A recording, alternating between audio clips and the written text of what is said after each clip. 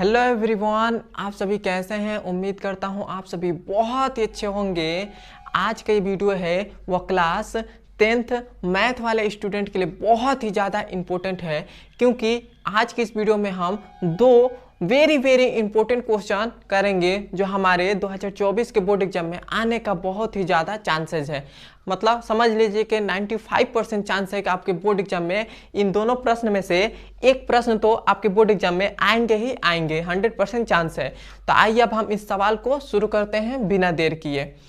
तो पहला नंबर हमारा सवाल कह रहा है बिंदुओं 3,4 की मूल बिंदु से दूरी क्या होगी। तो जब भी हमें मूल बिंदु से दूरी पूछे कि या हमें एक बिंदु दे दे और कहे कि मूल बिंदु से दूरी ज्ञात कीजिए, तो उस समय हमारे पास एक सूत्र होता है। वो होता है, यहां पर हम लिख रहे हैं मूल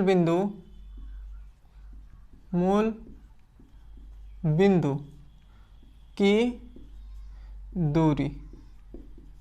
मूल बिंदु से दूरी का हमारे पास सूत्र होता है, वो होता है अंडर रूट में x का स्क्वायर प्लस में y का स्क्वायर। ये हमारे पास मूल बिंदु से दूरी ज्ञात करने का सूत्र होता है। तो अब हम इसमें क्या करेंगे, अब हम इसमें x का मान निकालेंगे और y का मान निकालेंगे। तो हमारे पास x का मान क्या हो जाएगा, इसमें का हमारे पास जो पहले वाला रहता है वह x अक्ष का रहता है और जो दूसरा वाला रहता है y का रहता है। तो हमारे पास x का मान क्या हो जाएगा, x का मान हमारे पास क्या हो जाएगा, 3 हो जाएगा। 3 हो गया। और हमारे पास y का मान क्या हो जाएगा, तो y का मान हमारे पास हो जाएगा 4 हो जाएगा। तो ये हो गया 4। अब हमारे पास x और y का मान निकल गया, तब हम इस सूत्र पर बैठाकर हम मूल बिंदु से दूरी ज्ञात कर लेंगे। तो अब हम क्या करेंगे, यहाँ पर हमारा क्या हो जाएगा, यह अंडर रूट है तो यह हो जाएगा अंडर रूट हो गया। अब देखिए एक्स स्क्वायर है तो एक्स स्क्वायर मतलब 3 है, मतलब 3 का स्क्वायर हो जाएगा, प्लस y है तो y का स्क्वायर मतलब y कितना है, 4 है, तो 4 हो गया। और इसका स्क्वायर है तो ये हो जाएगा स्क्वायर, इतना हो गया। अब ये हमारे पास कितना हो जाएगा, ये तो अंडर रूट है तो अंडर रूट हो जाएगा। अब हमारे पास क्या हो जाएगा, ये देखिए 3 का स्क्वायर कितना होता है, 9 होता है, तो ये हो जाएगा 9। 4 का स्क्वायर कितना हो जाएगा, 16, तो ये हो जाएगा 16। अब हम इन दोनों को ऐड करेंगे तो ये हमारे पास कितना आ जाएगा, अंडर रूट में आ जाएगा। 16 9 कितना होता है, 25 होता है, 25 होता है। अब हम क्या करेंगे, अब हम इसमें 25 मतलब इस अंडर रूट में बाहर निकालेंगे तो हमारे पास आ जाएगा 5 इकाई। यही हमारा आंसर हो जाएगा। मूल बिंदु से जो दूरी है वो कितनी है, 5 इकाई, और यही हमारा आंसर हो जाएगा। यहाँ तक आपको समझ में आए है तो कमेंट में बताइए, और हमारे चैनल पर नए हैं तो सब्सक्राइब भी कर दीजिएगा।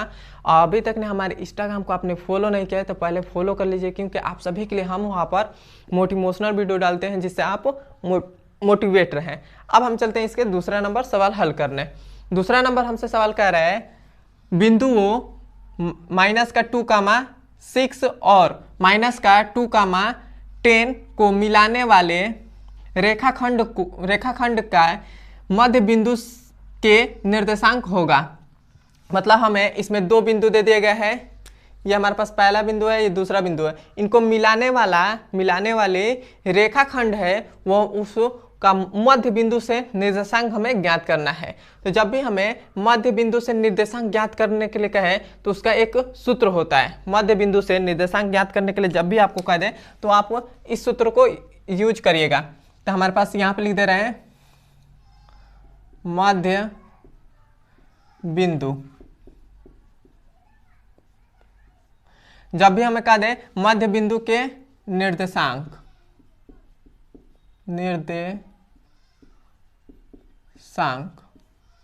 जब भी हमें कह दे कि मध्य बिंदु से निर्देशांक ज्ञात करिए तो आप ये सूत्र लगा दीजिएगा। वो सूत्र क्या होता है, वो होता है x प्लस में होता है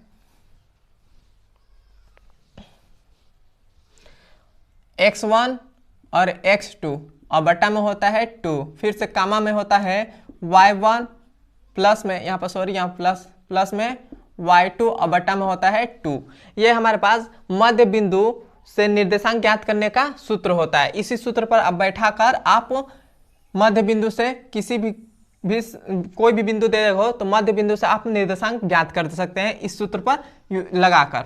तो इस सूत्र पर हम लगाएंगे तो अब हमारे पास क्या हो जाएगा, x1 और y1, x2 y2 का x1 y1 और x2 y2 का मान हमें निकालना पड़ेगा। तो ये हमारे पास क्या हो जाएगा, ये जो हमारे पास है, ये हमारे पास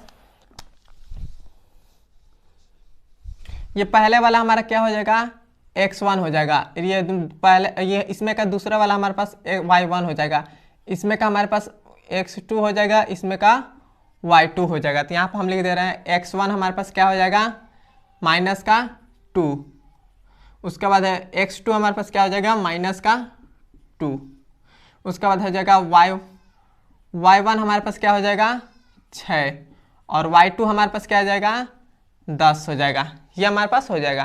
तो अब हम इस हमारे पास x1 x2 y1 y2 का मान निकल गया, तो इस सूत्र पर बैठा कर हल करेंगे। तो हल करेंगे तब हमारे पास कितना आ जाएगा, देखिए x1 हमारे पास क्या है माइनस का 2 है, तो माइनस का 2, फिर से प्लस है तो ये हो जाएगा प्लस। x2 हमारे पास क्या है माइनस का 2 है तो 2 हो गया, बटा में 2 है तो 2 हो गया, फिर से कामा हो गया।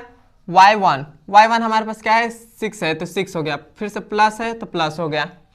y2 हमारे पास कितना है 10 है तो ये हो जाएगा 10 हो गया, फिर से बट्टा में हो जाएगा 2, इतना हो गया। अब हम क्या करेंगे, यहाँ पे देखिए माइनस प्लस गुणा करेगा तो क्या हो जाएगा माइनस हो जाएगा, और माइनस का 2 कितना हो जाएगा माइनस का 4 हो जाएगा, और बट्टा में 2 है तो 2 हो गया, फिर से कामा 10 और 6 को ऐड करेंगे तो ये हमारे पास कितना हो जाएगा 60, और ये हमारे पास 2 है तो 2 हो गया।